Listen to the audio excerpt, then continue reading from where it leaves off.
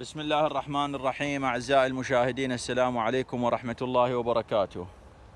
هذه النخلة اللي نقف معها صورناها لكم سابقا ونزلنا الفيديو سألناكم. هذه ثمارها، هذه قلنا أول سنة تثمر. هاي الثمار مالتها صغيرة جدا.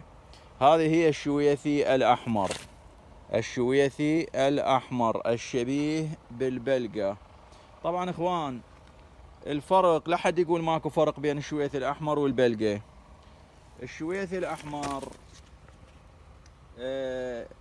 الثمار مالته تصاب بالفطريات، لكن على مستوى التنقيز والتذبيل هذا الشويثي الأحمر ما يذبل، ما ينقز إخواني.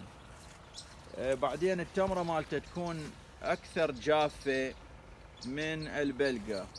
أما البلقة إخواني تكون ثمرتها شوية أكبر، وتكون ثمرتها أيضا مائعة نوعا ما، وأكثر هشاشة من الشويثي.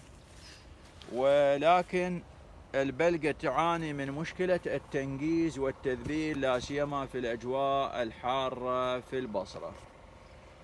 وأكو مميزات أخرى نعرض عن ذكرها، والسلام عليكم ورحمة الله وبركاته.